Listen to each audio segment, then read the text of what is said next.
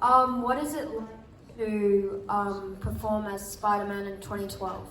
Okay, so one of your first big projects was the Robert Redford Lions for Lambs. I'm gonna start name dropping.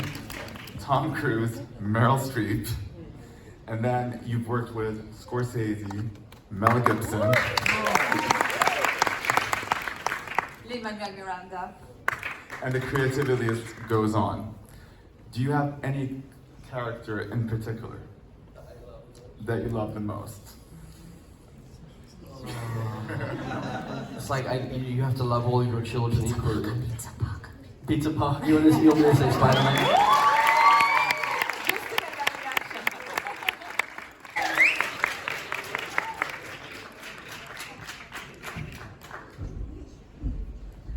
All right, Mo will introduce Andrew. They've worked together before, and it's going to be a very interesting conversation in between the two of them. I'll just, step in when I need to. Wow, peer pressure, it's a full house tonight. Guys, can you give a big round of applause for Andrew Garfield? Spider-Man!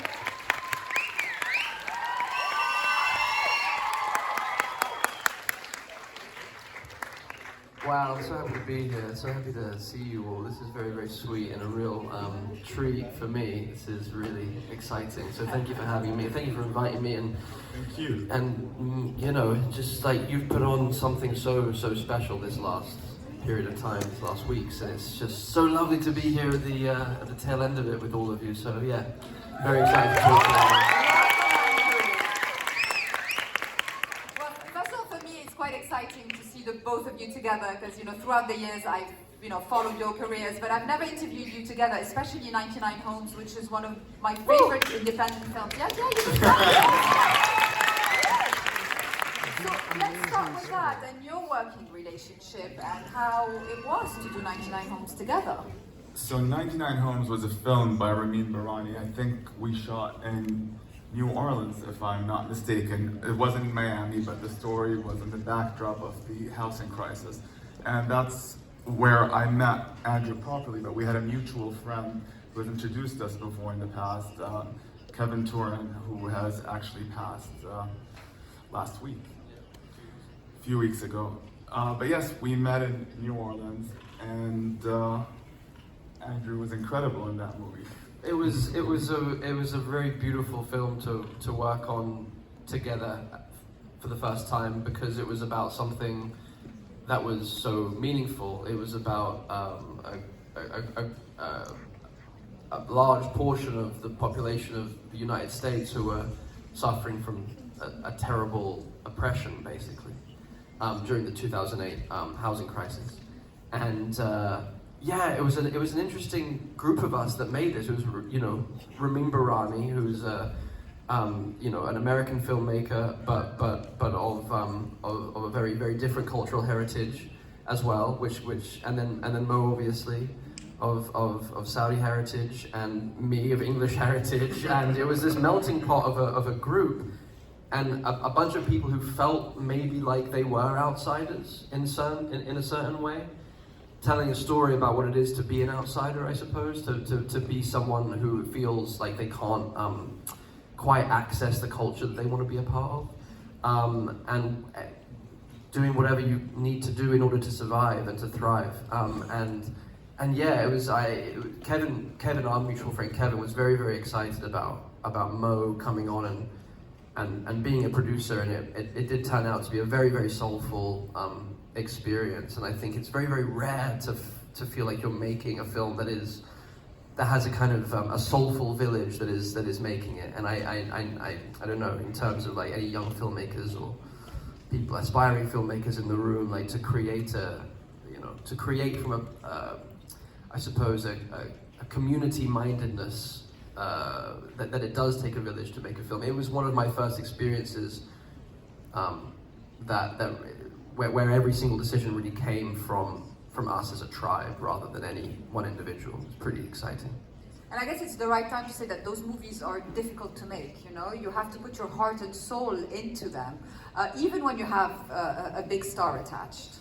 of course, you know, the importance of independent cinema, and I think a platform like Red Sea is the right platform for these art house films. We have witnessed this week incredible films from all over the world that were in all the festival runs. And also 99 Homes was an official selection in Venice Film Festival that year and got a lot of awards on the festival run. So you really do need to put your heart and soul in these projects. And sometimes your own money. Of course. You know, these movies have an incredible social message and importance. And that's the beauty of art house and independent films. You want to watch something and then take something after seeing the film. You know, you go back and you think about it. It's not just purely entertainment, but it's also knowledgeable. Beautiful film. And notable mention to Michael Shannon, who I think is such a great actor, who was with you in 99 Homes. The Red Sea Film Festival is all about supporting talent, as you said. How much does that resonate with you, Andrew? Because you did become successful in Hollywood, but it was not an instant success. You, as well, took time. Yeah, I started in London, England. I was doing theatre straight out of drama school, and kind of earned my chops, I suppose, in that way. And I don't think I would be able to be sat here with you all without that theatre background, a very kind of like 3 years of theatre training, and then 3 or 4 years doing theatre around the UK and in London, and learning the craft, like really getting as deep into the, and young actors ask me all the time, like, what do I do? Can you help me? Can you help me? What do I do? And the only response I have is just work. It doesn't matter. Do a potato chip commercial in Spain. Do a Shakespeare play when in the middle of the forest when no one's going to see you. And just because you want to be always in the creative process, especially when you're young and just beginning.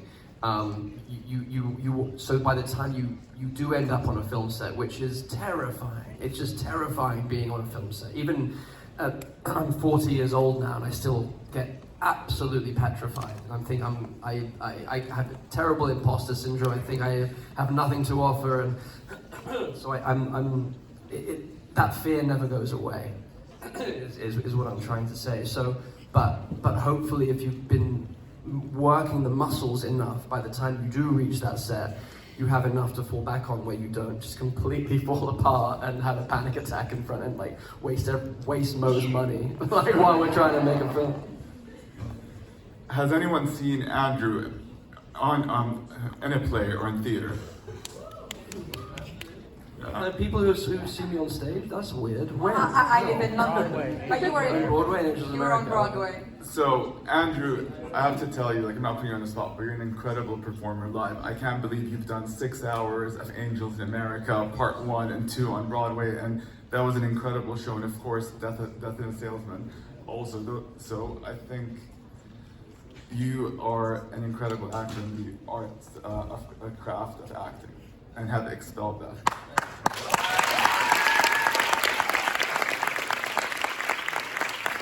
And it's important to note all of those things, because basically, you know, you are known for a blockbuster role, of course, internationally, but also for those auteur cinema things that you've done and for the theater. How important is it to have this eclectic path in your career where you are able to stretch this acting exercise everywhere? Yeah, I think I'm just very, very, so I'm going to turn around, open up a little bit and say hi to you guys. Hi, how's it going?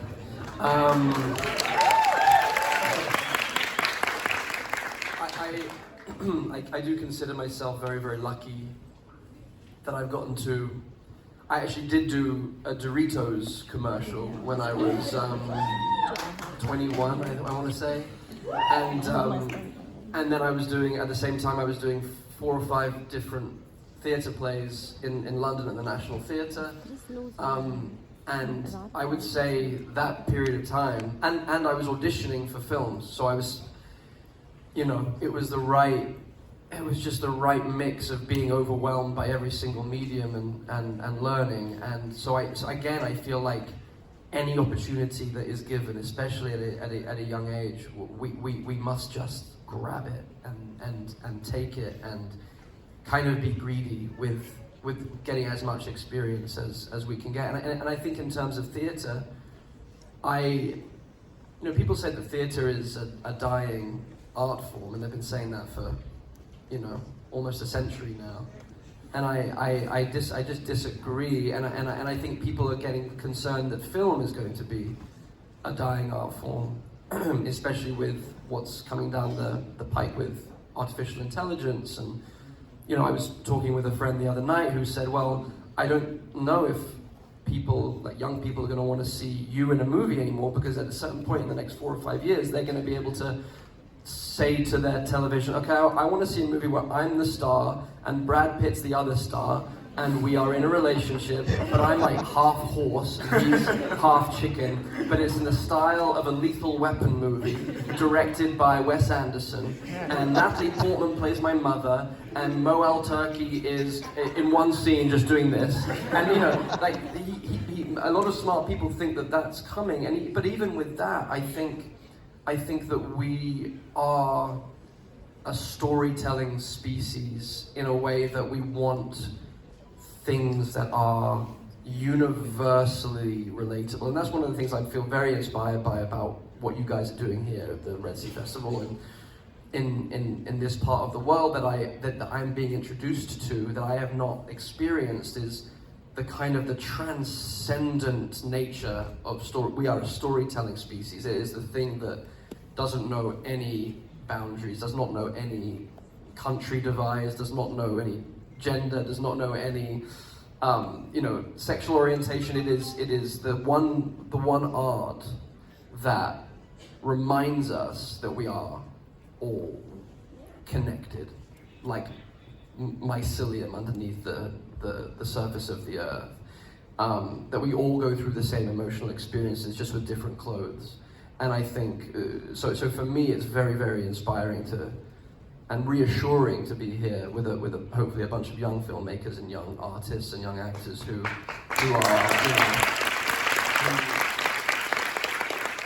are longing, yearning, feeling called to continue that storytelling, that human storytelling tradition that does not allow anyone else to be the other. Like, it kills otherness story. It is impossible to dehumanize anyone else if you know their full story. So I think, this is what I feel very inspired by what you guys are doing here. Well, we're very happy for you to be here with us. Thank you.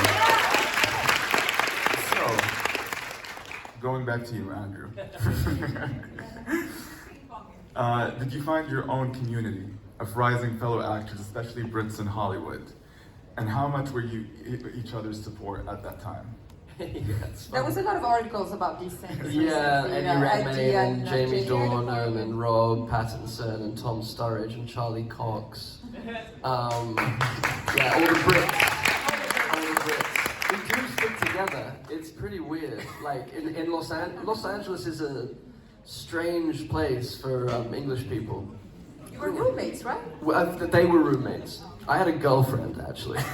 Thank you very much. I think at the time I was the only one with a girlfriend, and they were all roommates. But like pretty much we were all roommates, including my girlfriend at the time, who remains one of my very, very close friends and dear loves.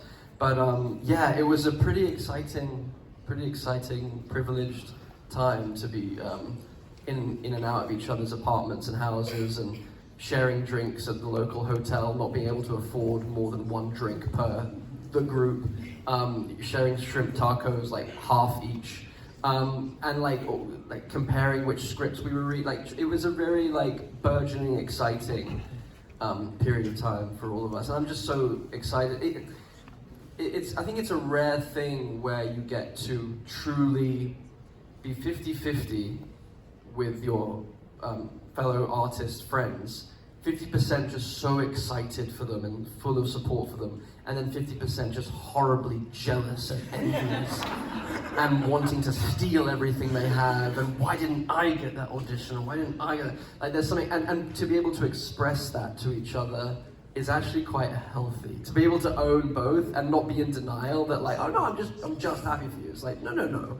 Let's be real with each other. And I think that group of friends, we're able to say, you son of a gun. Why like we can really go there while simultaneously being really genuinely like supportive of each other. It's a lovely thing. Community, yeah, it's very, very hard to find. Or you became Spider-Man, Rob Pattinson became... And you were doing this fantastic beast, and Jamie Dornan is many shades of a lot. I mean, did you expect that you'd all become successful? I mean, from, you know, not being able to afford one drink to, you know, all of you being so successful? Well, they're all pretty handsome, those guys. So I always knew that they would be successful and talented. But no, I don't think any of us. I think nothing's guaranteed. I think I did a talk show maybe a couple of years ago now with Jamie. We both did the James Corden show together, and we were both looking at each other, kind of backstage, going, "Oh my goodness, this like 15 years, 16 years later, and we're actually here, and we're actually." And it was like we kind of like both started crying and had a little hug backstage. It was very, very sweet. So no, I don't think any of us expected to. I didn't expect to land here with you all, and it's it's surreal. But I think that level. I think again, humility is a dying virtue in our industry as well. And I think British people, whether it's false or not, we are good at humility. Some people are very good at false humility. Yeah, exactly. But articulate. Yeah. But like I like to think that our group has a genuine self-loathing that we don't think we have anything to offer. So we work really, really hard to find that thing that we want to offer, to make sure we are offering all of ourselves. I know that group of people particularly, they overwork themselves, including me. Maybe we'll slow down now that we're entering our 40s and later, but yeah, I think nothing's guaranteed. I'm unemployed right now. I have no job. I'm saying that. Mo's a good person. So I'm saying that only for Mo. Like I'm saying that to Mo right now. You all just happen to be in the room, and I need a job. I would love to keep working. Putting me under pressure.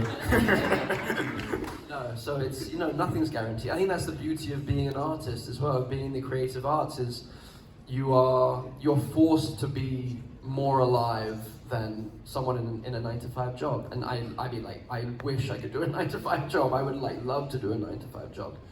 But yeah, right. I've had 9-to-5 jobs, and I like the comfort. Like I worked at Starbucks. I was a waiter. I was a cricket coach. Yeah, woo, cricket coach. But anyway, so but there's something that keeps you on your toes, and because you don't know when the next inspiration is gonna come. Well, I agree with her in the audience. Being a dreamer and part of the arts, and being able to have a platform to produce movies, to share human stories to a big audience, I think, is way better and a privilege than having to wake up for an 8-to-5 job. But I applaud everybody who wakes up every single morning and does work to make a living. That's really important, and I have so much respect for every single working person here. Including, we have to say, most of Los Angeles is a struggling act being a waiter. Like if you go to restaurants in Los Angeles, everyone looks like a movie star because they're all waiting for their next break. Did you experience that in LA yourself? You know, of course as a producer, but you know that you have to struggle in the business. You have to make your own path. You have to meet the people. Of course, networking is a really important thing. I remember in 2010 when I worked on my first film, which was a small indie. Our whole budget for the film was $100,000. We were shooting in New York. We were getting our friends to give us their apartments for location. We would find a time where we won't get in trouble to shoot in the street because we didn't get a permit. And we struggled to put it in film festivals, and we were lucky enough that The Imperialists Are Still Alive was 2010 official selection in Sundance. And that's where I met Nick Jarecki, who's a really good friend, and I jumped on to help him produce Arbitrage. Arbitrage with Richard Gere. And then I thought, you know, when I met Kevin Turin and the inception of Treehouse Pictures, I thought this is very normal to work on 4 independent films, all go to festivals, all get distribution, and all successful. Little did I knew that is pure luck and success. I was sitting with other producers who were struggling, and I just had 5 movies that are in cinemas, got distribution, and then I realized people have been in LA for over 30 years and have not gotten one project out. So it's not everybody who gets that chance, but I'm sure determination and to be able to be persistent in what you want, I think you will get your end goal. And I'm very fortunate that I've been able to lift these movies and get people to watch them. And then Red Sea today. Exactly. I never thought in a million years. And Murray's tired. Murray's very, very tired right now. He's been working harder than anyone, maybe in Saudi Arabia, for the last week, maybe month. And so it's an amazing thing. The persistence, the drive, the pushing, and it's all for something bigger. It is all for what you've created. This intersection of artists, these intersections of cultures and stories, and I kind of hope that humanity will not destroy itself, but will heal itself, and will. So it's a really, so well done, really, really well done. Did you guys have a lot of conversations about Red Sea? I mean, prior when you met elsewhere? We did, but like a few conversations. And then I got excited when he wanted to come, and he's here with us today for this talk, and he'll be with us tonight for the award ceremony. But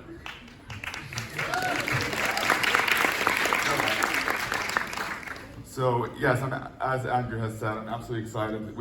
Tonight is our award ceremony, so I get to rest after this. It's been the whole year working for this 10 days. So we get to rest for a little bit, and then we start all our activations from the beginning of the year to prepare for round 3. So if you guys are in Jeddah, 4, it's gonna be 4. Year 4.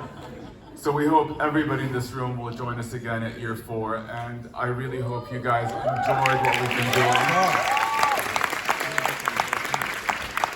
We're only year 3, so imagine what's gonna happen in year 4 and 5. Exactly. All right, back to you, Andrew, and a movie I love, Tick, Tick, Boom. Yeah.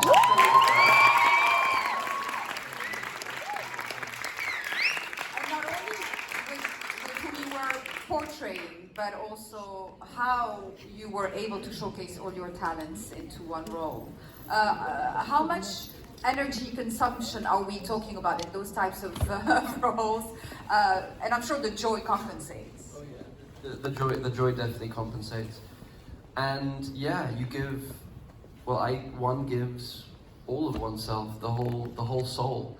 And there's something very strange that happens sometimes when I make a film, and it happened particularly strongly with Tick Tick Boom and playing Jonathan Larson, who, as a lot of you seem to know, wrote Rent, and was an amazing musical theatre writer and creator, and died very, very young, died at the age of 36 of an aortic aneurysm in his heart. He had a heart attack pretty much the night before the first preview of Rent, which is the Broadway show that changed musical theatre forever, back in the 90s. And there was something very surreal that I felt was happening, a very spiritual experience where I felt that his spirit, and this may sound a little kind of, I believe in that our ancestors are very close all the time. That is my belief. I doubt it sometimes, but I mostly have faith in that as a knowing. And I could feel that his spirit was so excited that we were going to be telling this story that he didn't let me sleep. He didn't let me rest. He had ideas non-stop. He wanted me to give notes to Lin-Manuel Miranda about the edit of the film. I felt like he was coming through me while we were shooting, while we were rehearsing, and then when we finished filming, even then, he was still kind of knocking on my door and kind of hassling me to make changes to the film. It was a profoundly beautiful experience, and that may have been all in my imagination, that may have been all in my head, and that's fine too. It felt incredibly real to me, and I think again, it's the privilege of actually meeting a character as in the flesh or as in the spirit as possible, and having an experience that actually changes you by knowing another person so intimate, like an intimate friendship or an intimate relationship, or meeting a family member for the first time that you didn't know you had. Like, it shapes your soul, and I just feel so privileged that I get to call that my job. And yes, it took every single drop and every single ounce of energy and every single bit of passion I had, because I think somewhere deep down, Jonathan Larson knew that he had this very, very short period of time to express what he was meant to express, to advocate for the friends that were around him who were dying during the AIDS crisis in New York City. He was an advocate for people that didn't have a voice. He was an advocate for people who were being othered, who were being exiled, who were being treated like less than human. He was an advocate for their humanity. And I think when you have a mission like that, it gives you superhuman energy. And the same with Desmond Doss in the film I did called Hacksaw Ridge. Thank you. For the people who know, he was someone who did superhuman acts during the Second World War. Physically impossible acts. Saved an impossible amount of lives. Doing God's work, doing however you define God, doing the work of remembering that if I hurt my brother, I'm hurting myself. If I heal my brother, I'm healing myself. And Jonathan Larson had the same attitude, and Prior Walter in Angels in America had the same. There is definitely a thread that connects a lot of, and you know, what the character in 99 Homes starts to realize at the end of the film, of the story, is I have to participate in the world in a way that is healing rather than destroying. And anyway, so I think there's definitely a thread. And Oscar nominations for Hacksaw Ridge and Tick Tick Boom. And you were robbed for Tick Tick Boom. I was rooting for you. Next time, Tick. So, you definitely love the stage. So what's your best advice to give young actors starting out? Yeah. Yeah, do the Doritos commercial. But you started very young as well. I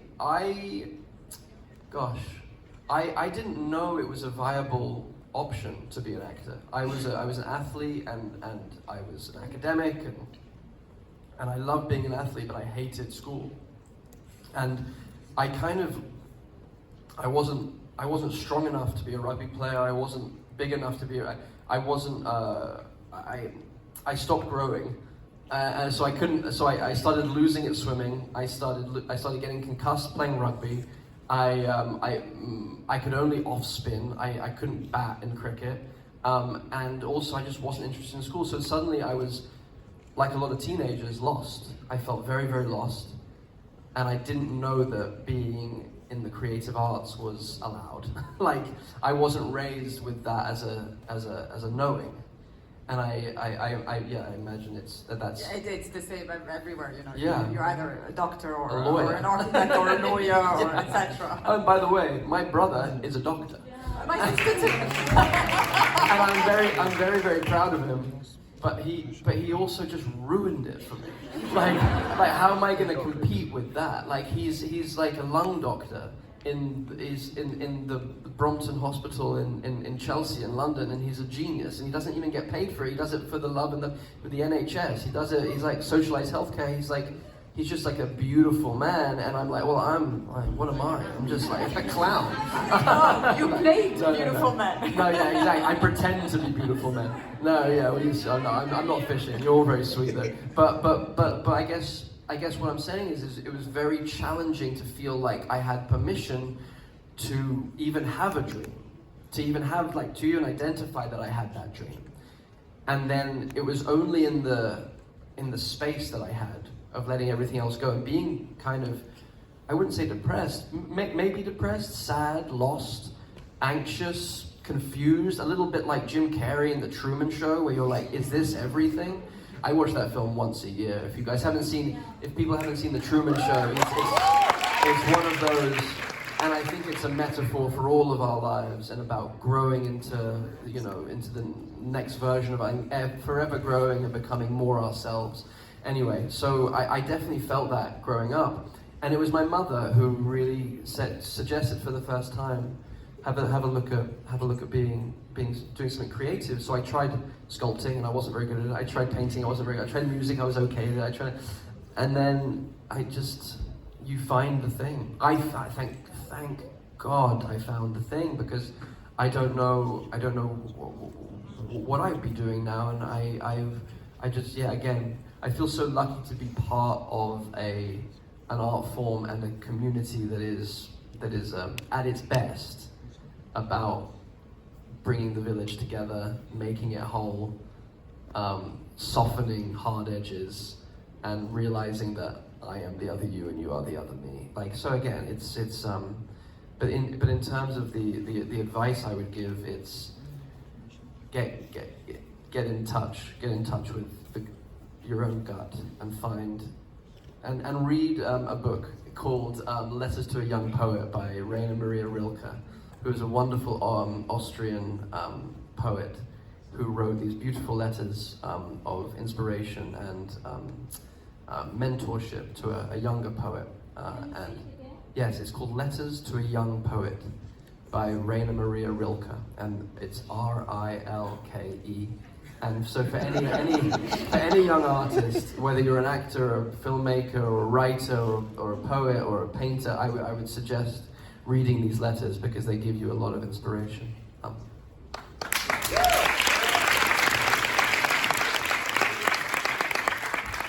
Okay, so one of your first big projects was the Robert Redford Lions for Lambs.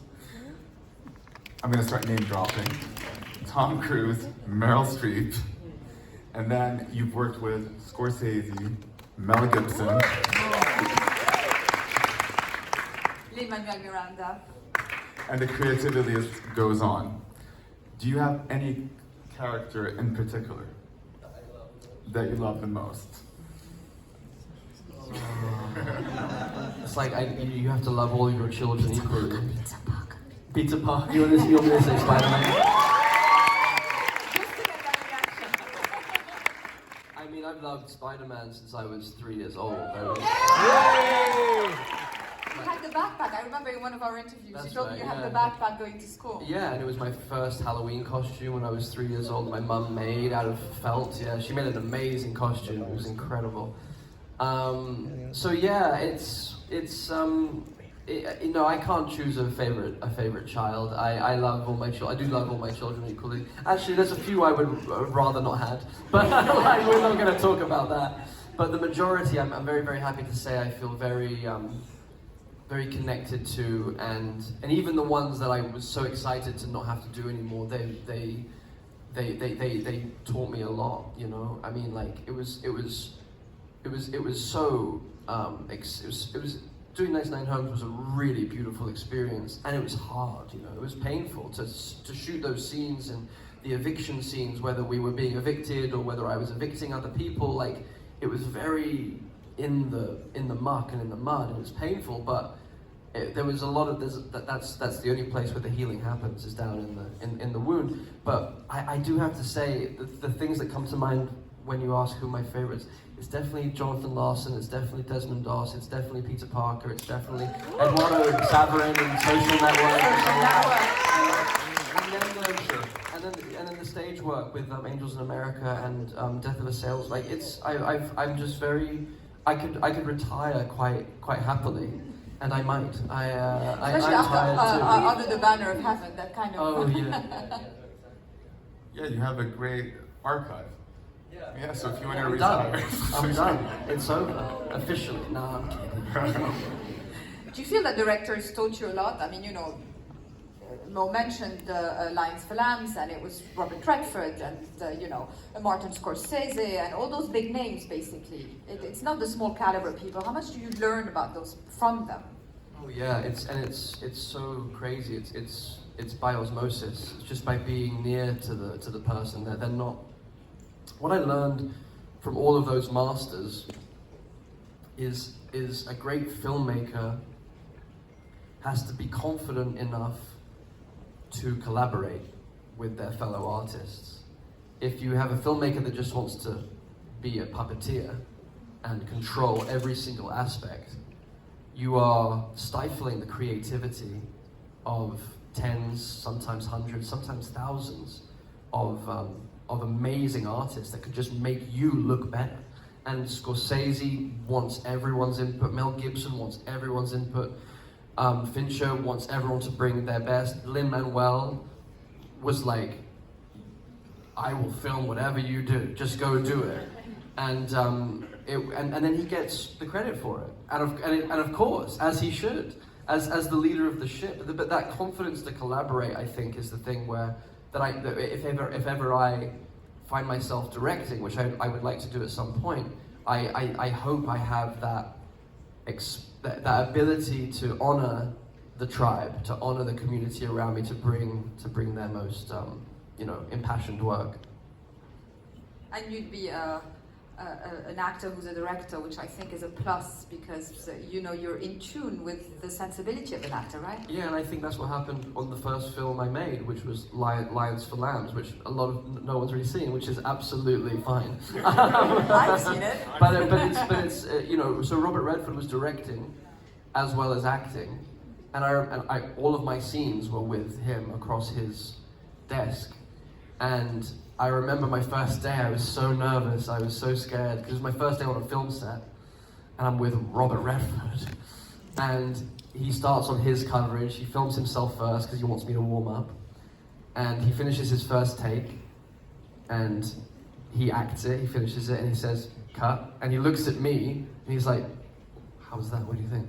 And I'm like, that was great, really, really good, I have no idea. But it was so crazy to see a man who was in his late 70s, early 80s going, I don't know, was that any good? I still don't know if what I'm doing is going to work. That again, was just like, oh my God, humility, true humility. You never know whether it's going to connect. Well, I find that the bigger stars I interview have the biggest humility, because I think that the ones that don't have kind of an insecurity. So it's always wonderful to see the likes of Robert Redford, who have this whole history and this whole, pathos of a person. Just be humble, and it kind of teaches you. Yeah, and also, to relate it to Mohammed here, to like how he started Sundance, how he started this amazing festival was because his neighbor up in Utah was about to lose his land. And Redford was like, oh, I don't want you to lose your land. Well, how can I help? He's like, I don't know. You're gonna help me by buying it for me? And he was like, oh, maybe. And he did, but he was like, but I've got to figure out a way of keeping, monetizing that so I'm not in the red. And so then he decided to create a festival for young, aspiring filmmakers. And it grew from a very small thing. And it became, did you know this about that? I've never heard that story. Well, I'm getting educated. I'm pretty sure that's true. I may have just dreamt it or made it up. But it's a good story. I'm pretty sure he told me this. But the impulse came from the injustice that he was seeing of this man that's lived on this land for however many decades that was about to lose his home. And he was like, well, I can't let that happen if I have the power to help. It's pretty amazing. Well, he's right, Andrew. I mean, how do you feel about, the contribution to your film community that you've had through this? Especially you, Mo. You're not out there. You're quite shy as a persona. You're just the quiet confidence behind this thing. To be honest, we're year 3 and we're seeing results day by day. And, we've produced with the Red Sea Fund over 257 films and growing. We had this year in the Cannes Film Festival 9 films in the official selection. There was one thing that I was like, I see a lot of females in the room, and I would like to point this out. at Cannes this year, for the first time in history of the Cannes Film Festival, 9 female filmmakers were in the official selection. 4 of them were Red Sea supported. And we have 33 females in this year's selection. 33 at Red Sea. females this year, yeah. I don't know. He has a lot to be proud of. I mean, that's change. It's change. It's growth. It's healing. It's making the village whole. That is healing. I think art and film really do connect cultures, and what I've seen, a lot of young filmmakers from Saudi and the region who used to be YouTubers or doing films on streaming now have the support to do feature films. This year at the festival, we had one of my favorite Saudi filmmakers, the Tilfaz 11 guys. So their films also, not only did they have the Middle East premiere at Red Sea, but they were official selection in Toronto. So there's Mendub, Naga, and another great Saudi film, Noura, which was shot entirely in Jeddah. And these films, and I'm not saying this because I'm from they're Saudi films, I'm just saying this, I'm actually really proud watching them because they feel that they have that global standard to take our human stories to the masses. And I think what happened with, Parasite in South Korea, and what happened with Bollywood in the past with Slumdog Millionaire and all these other films, I think Saudi is definitely the next destination, and our stories are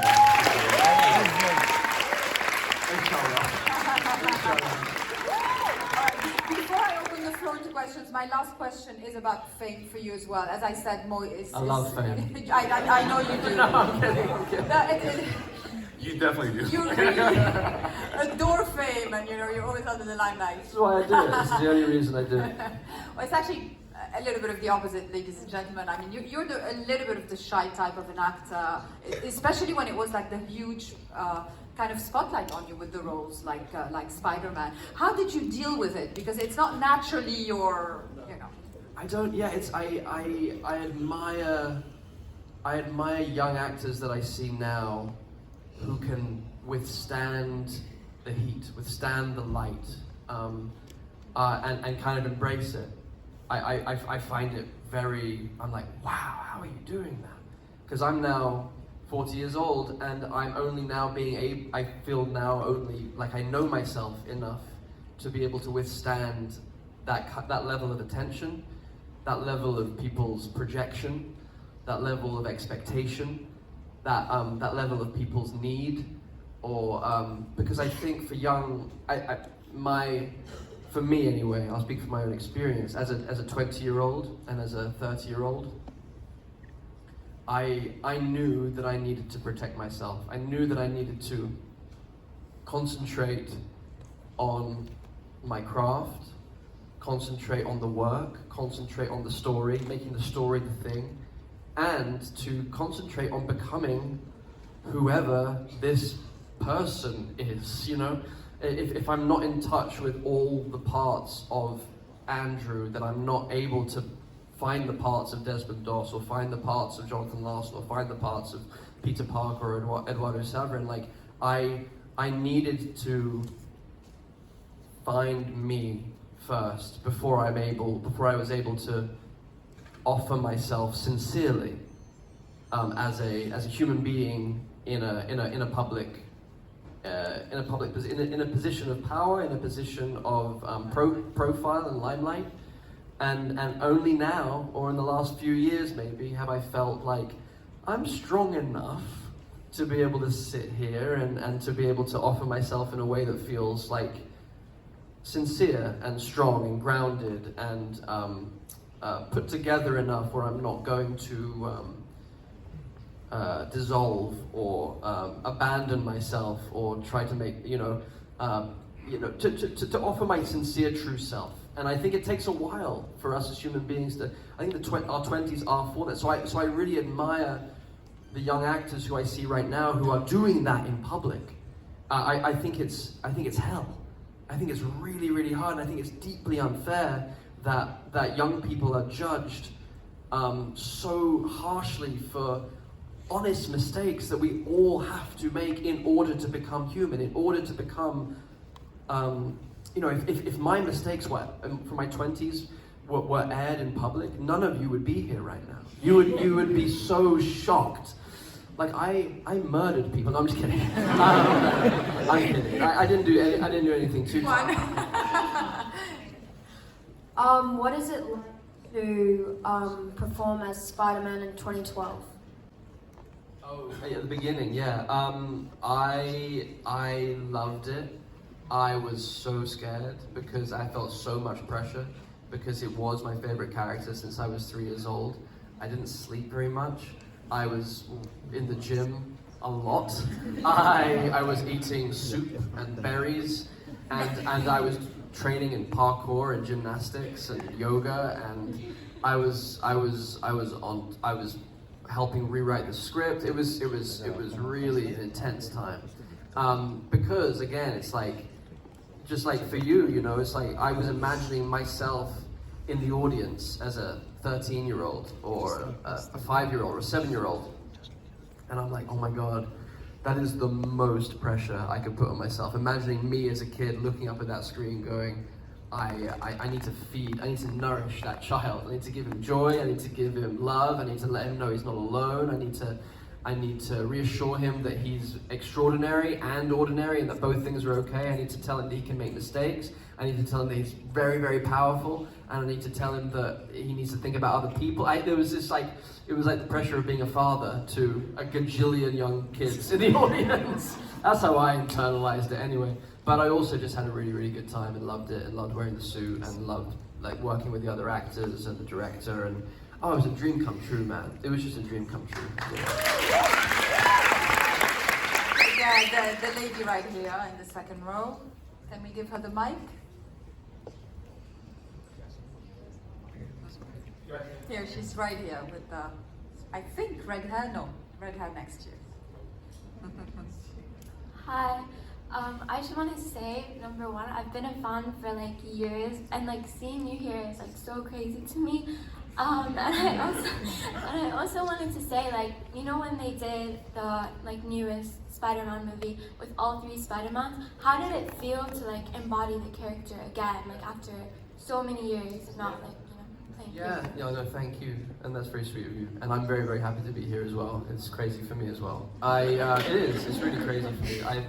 This is my first trip to this part of the world, really, and I'm just so grateful. So thank you for having me, truly, and the hospitality is really beautiful.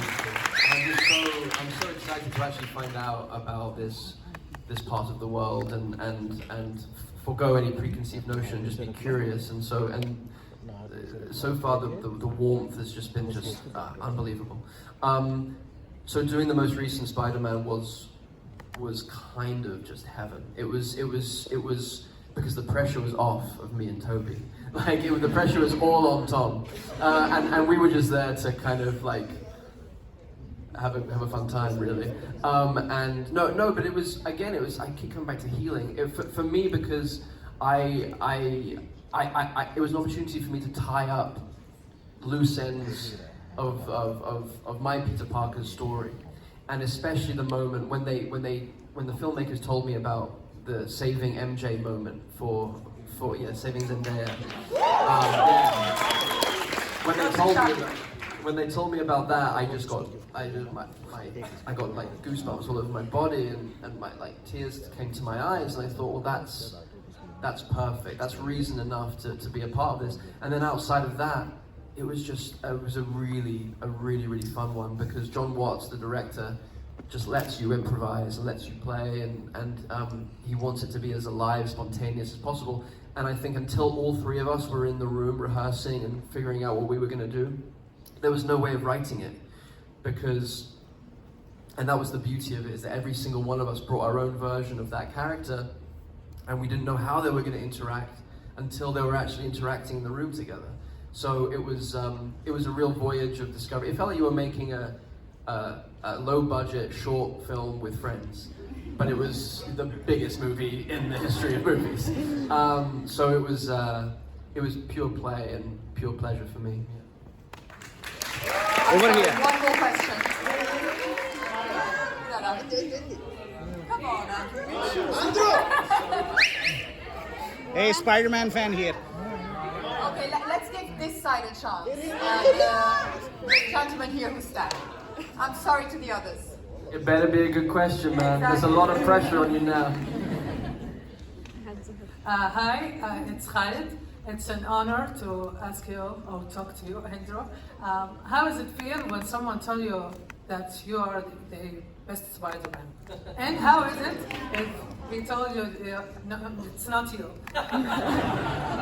It is a good question. So my answer to that is I'm 40 years old and I know myself now.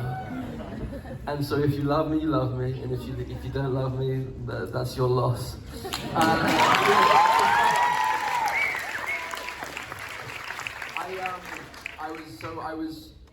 It was Tick Tick Boom, and we'd finished Tick Tick Boom, and I'd seen the final cut, and I was so proud of it, and I was so proud of Lin-Manuel, and I was just proud of everybody that was a part of it, and I love that film so much, and we were about to have the premiere for the first public screening, basically in Los Angeles, I believe. And I started getting kind of panicked, as you do when you're about to offer your work to the world. But it had a different flavor than it usually does for me. And for Tick Tick Boom, the flavor of it was, this is so intimate, this is so personal. This has my relationship with my mother in it, this has the loss of my mother in it, this has so much of my own grief in it, and so much of my own soul in it, that I didn't want to give anyone the opportunity to criticize it. And I was speaking to Lynn about it. I was like, I'm really scared. I'm really scared about giving this away. And I think it was either him that said it or me that said it. It doesn't really matter. But one of us said, if they get it, they can have it. And if they don't get it, they don't get to have it. True. And it's really... That's been a really big lesson of my career and my life so far, is it's kind of none of my business if anyone likes it, if anyone doesn't. My only business, and I will say everyone else in this room, because we're all artists in some way, we're all meant to live our own very particular, unique lives. Our only job is to be at the end of our lives and to be asked by whatever deity you believe in, whatever God you believe in or don't believe in, when they ask, were you Mo? Were you Andrew? Did you offer Andrew? Did you leave it all on planet Earth? Did you give all of yourself? If you can say, yes, I definitely tried to do that, then that's all I can do. And it doesn't matter whether it's a success or not. It's just, the success is the act of giving ourselves like seed, throwing ourselves like seed. So yeah, but I still get upset if I'm not people's favorite Spider-Man.